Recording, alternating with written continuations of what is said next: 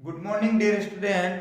आज हमारा जो टॉपिक है वही आनुवांशिक शब्दावली रहेगा, क्योंकि हमने पिछले वीडियो में 6 शब्दावलियों का अध्ययन कर लिया था और आज हम अध्ययन करेंगे अन्य शब्दावलियों का, जिसमें अगली जो शब्दावली है वो है प्रभावी लक्षण। कौन सी है?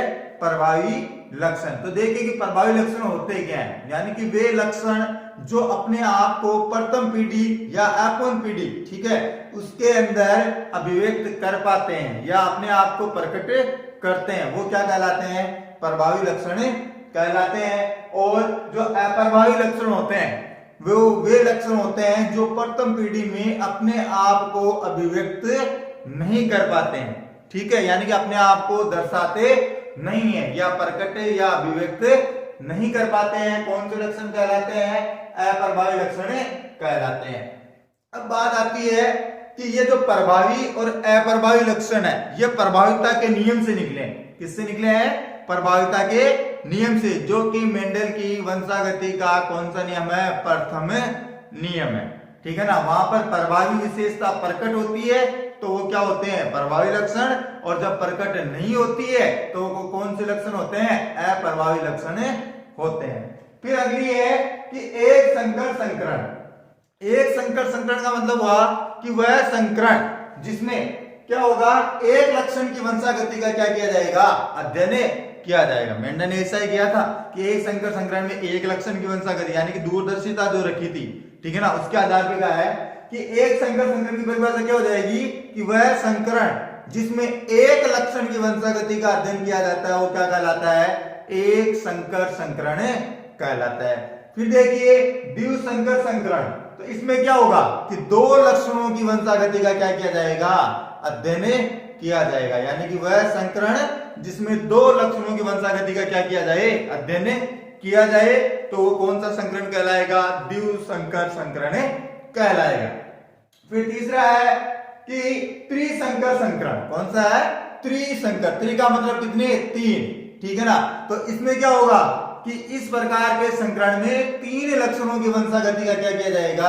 अध्ययन किया जाएगा, तो वो क्या कहलाएगा? त्रिसंकर संकरण कहलाएगा। फिर अगला है बहुसंकर संकरण, ठीक है ना। परिभाषा में पूछी जाती है कि बहुसंकर संकरण को परिभाषित कीजिए। तो कैसे होगी कि वह संकरण, ठीक है ना, 3 तक हमने पढ़ लिए, ठीक है ना। तो अब क्या होगा? ऐसे तो चौथा भी हो जाएगा, 5वां हो जाएगा। तो इसके अंदर डायरेक्टली दे दिया कि बहुसंकर संकरण क्या है, ठीक है। तो बहुसंकर संकरण में कई लक्षणों की वंशागति का अध्ययन किया जाता है। कहीं में 10 भी हो सकते हैं, 8 भी हो सकते हैं, 15 भी हो सकते हैं और यहां तक कि 5 भी हो सकते हैं। तो वह संकरण जिसमें कई लक्षणों की वंशागति का अध्ययन किया जाता है वो क्या कहलाता है?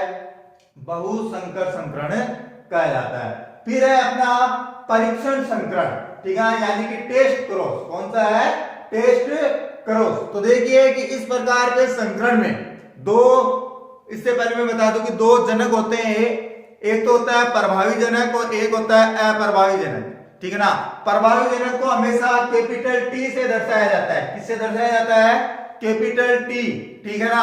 और जो अप्रभावी जनक होता है उसको स्मॉल टी से दर्शाया जाता है। तो इस प्रकार के संकरण में क्या होता है कि जो परीक्षण संकरण है उसके अंदर प्रथम पीढ़ी का जो संकरण होता है वो अप्रभावी जनक के साथ में करवाया जाता है। तो अप्रभावी यानी कि कौन सा होगा? ये स्मॉल टी।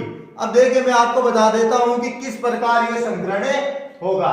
तो हमारी जो प्रथम पीढ़ी होती है वो हमें प्राप्त होती है कैपिटल टी और स्मॉल टी, ये हमारी प्रथम पीढ़ी होती है, ठीक है ना। प्रभाविता के नियम से हमें ये प्राप्त होती है। तो इसका संकरण अप्रभावी जनक के साथ में करवा रहे हैं, तो यानी कि स्मॉल टी।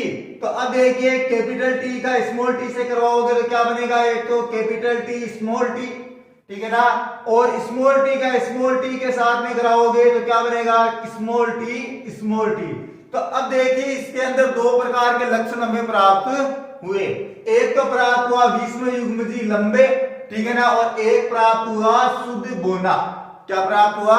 शुद्ध बोना, यानी कि यहां पर क्या हुआ? 50-50% लक्षण या 1:1 के रूप में हमें प्राप्त होते हैं, ठीक है, तो ये तो हो गया अप्रभावी जनक से। तो परीक्षण संकरण की परिभाषा क्या हो जाती है कि वह संकरण जिसमें प्रथम पीढ़ी का क्रॉस या संकरण अप्रभावी जनक स्मॉल टी के साथ करवाया जाता है, ठीक है ना, तो वह क्या कहलाता है, परीक्षण संकरण कह दो या टेस्ट क्रॉस कहलाता है। फिर बात आती है संकर पूर्वज संकरण या पसच संकरण। अगली परिभाषा कौन सी है, संकर पूर्व संकरण या पसच संकरण। तो इस प्रकार के संकरण में मैंने जो दो जनक बताए आपको, कौन कौन से बताए थे, एक बताया था कैपिटल टी यानी प्रभावी जनक और एक बताया था स्मॉल टी अप्रभावी जनक, ठीक है ना। इन दोनों जनकों में से किसी एक जनक के साथ में जब क्रॉस करवाया जाता है तो वो क्या कहलाता है, संकर पूर्व संकरण कह दो या पसच संकरण कह दो, वो कहलाता है। तो इसमें परिभाषा यही है कि वह संकरण जिसमें अपॉन पीढ़ी का संकरण दोनों जनकों में किसी एक के साथ किया जाता है तो पसच संकरण कहलाता है, यानी कि बेक क्रॉस कहलाता है। अब देखिए एक जनक के साथ में करोगे तो यही आएगा, यही अनुपात हमें प्राप्त होगा, यानी कि अप्रभावी के साथ में कराओगे तो 1:1 ऐसे हमें प्राप्त होंगे, ठीक है। अगर मान लो यहाँ पर प्रभावी जनक से करवा दो इसका, ठीक है ना, तो प्रभावी जनक से करवाओगे तो एक तो यही प्राप्त होगा कैपिटल टी स्मॉल टी और दूसरा क्या प्राप्त हो जाएगा, कैपिटल टी, यानी कि यहाँ पर 50% तो क्या है, 20 में युग्मजी लंबे, ठीक है, और 50% क्या है, शुद्ध लंबे, ठीक है, यानी कि 1:1 के रूप में हमें रेशियो जो है वो प्राप्त होता है। फिर देखिए अपनी अगली परिभाषा है व्युत्क्रम संकरण, ठीक है ना। तो व्युत्क्रम संकरण क्या होता है उसको हम देख लेते हैं। तो वह संकरण जिसके अंदर दो पादप माने जाते हैं, कितने पादप, दो, जिनको ए पादप और बी पादप से दर्शाया जाता है, ठीक है। तो इस प्रकार के संकरण में ए पादप को तो क्या माना गया है, कैपिटल टी, क्या माना गया है, कैपिटल टी, और उसको क्या माना फिर नर, कैपिटल टी को क्या माना है, नर माना है, ठीक है। और स्मॉल टी यानी कि बी पादप को क्या माना है, मादा, बी पादप को क्या माना है, मादा। तो अब ये जो हमने ए पादप को तो पहले क्या माना था, नर, और बी को क्या माना था, मादा, ठीक है ना। अब इसको हमें क्या कर देना है, उल्टा कर देना है, ठीक है ना। तो हम बी पादप को क्या मानेंगे फिर नर है और ए को क्या मानेंगे, मादा। तो इस प्रकार का संकरण जो होता है वो क्या कहलाता है, व्युत्क्रम संकरण कहलाता है। तो यही परिभाषा दी है कि वह संकरण जिसमें ए पादप कैपिटल टी को नर तथा बी पादप स्मॉल टी को मादा जनक के रूप में प्रयुक्त किया जाता है, तथा दूसरे संकरण में ए पादप कैपिटल टी को मादा मान लिया जाता है और स्मॉल टी को नर मान लिया जाता है या नर जनक के रूप में प्रयुक्त कर लिया जाता है। तो इस प्रकार का संकरण क्या कहलाता है, व्युत्क्रम संकरण कहलाता है। फिर बात आती है जनक पीढ़ी की, कि संतति यानी कि संतान, संतति यानी कि संतान, ठीक है ना। अब सजीवों में हम कहें संतति की बात वो होती है संतान, ठीक है ना। अब बात आती है वनस्पतियों में, तो वनस्पतियों में हम संतति शब्द यूज करेंगे। तो संतति प्राप्त करने के लिए जिन पौधों का संकरण करवाया जाता है, ठीक है, यानी कि पुत्र प्राप्ति के लिए, ठीक है ना, जिन्हें दो जनकों का संकरण करवाया जाता है, या मैं कहता हूं कि नर और मादा का जो संकरण करवाया जाता है वही क्या होती है, उनकी जनक पीढ़ी। तो परिभाषा यही है कि संतति प्राप्त करने के लिए जिन पौधों का संकरण करवाया जाता है उन्हें हम क्या कहते हैं, जनक पीढ़ी। अब एग्जाम्पल के तौर पे अगर सजीवों में हम ले तो हमारे माता पिता जो है वो क्या है, हमारी जनक पीढ़ी, क्या है, जनक पीढ़ी। और हमारे माता पिता के माता पिता क्या है, उनके जनक पीढ़ी, ठीक है, यानी कि जो हमें इस दुनिया में लाता है वो क्या है, जनक पीढ़ी। फिर देखिए अगला है अपॉन पीढ़ी, कि जनकों के संकरण से प्राप्त प्रथम पीढ़ी को, कि जनक जो थे नर और मादा जनन करते हैं या संकरण करते हैं, ठीक है ना, तो उनसे जो संतति हमें प्राप्त होती है वो क्या कहलाती है, प्रथम पीढ़ी होती है हमारी, वही क्या कहलाएगी, अपॉन पीढ़ी कहलाएगी।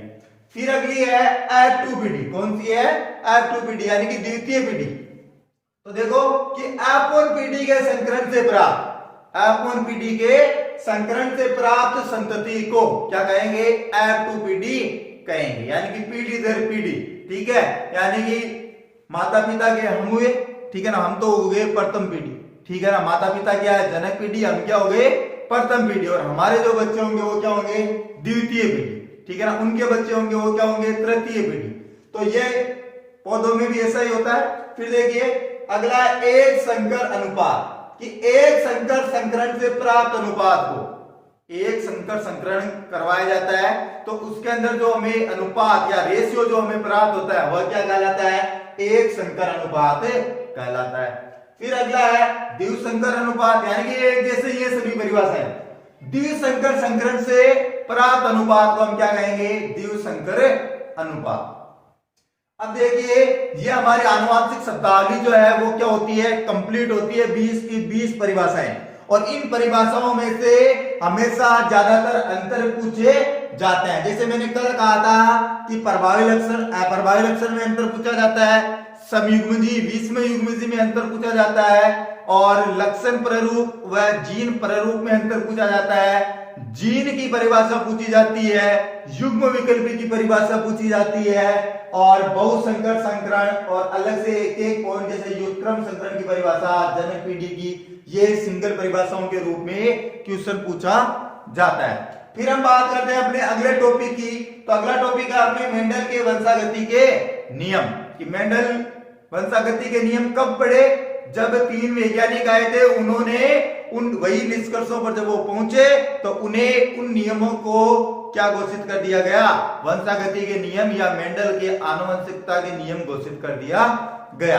तो उनके बारे में देखिए कि मेंडल ने उद्यान मटर पर संकरण प्रयोग के द्वारा कुछ महत्वपूर्ण नियमों का क्या किया, प्रतिपादन किया, और उन्हीं नियमों को फिर क्या नाम दे दिया गया, वंशागति के नियम कह दो या आनुवंशिकता के नियम कह दो, वो कहा गया।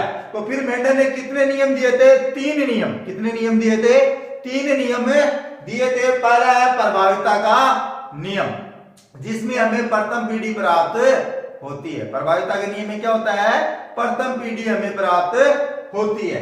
दूसरा है पृथक्करण का नियम, ठीक है, या युग्मकों की शुद्धता का नियम, जिसके अंदर युग्मक एक बार तो क्या होते हैं, अलग अलग होते हैं, लेकिन पुनः वो एक साथ आ जाते हैं, इसलिए इस नियम को युग्मकों की शुद्धता का नियम भी कहा जाता है। क्यों, क्योंकि वो पुनः एक साथ आ जाते हैं, इसलिए युग्मक की शुद्धता बनी रहती है, और जब वो अलग अलग होते हैं तो वहां पर उसे क्या कहा जाता है, पृथक्करण का नियम कहा जाता है। तीसरा नियम है स्वतंत्र अपीवन का नियम, जो क्या वेरी इंपॉर्टेंट है, ठीक है ना। तो इसमें एक से अधिक लक्षणों की वंशागति का क्या किया जाता है, अध्ययन किया जाता है, और वही क्या कहलाता है, स्वतंत्र अपीवन का नियम कहलाता है। तो ये अपने जो बेस था इस लेसन का वो कंप्लीट होता है, ठीक है ना।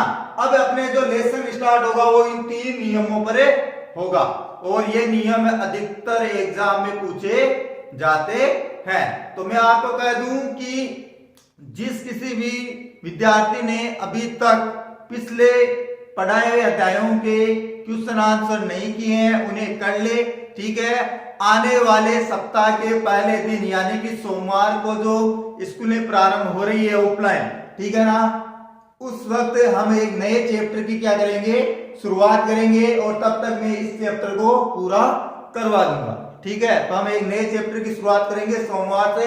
तब तक के लिए धन्यवाद।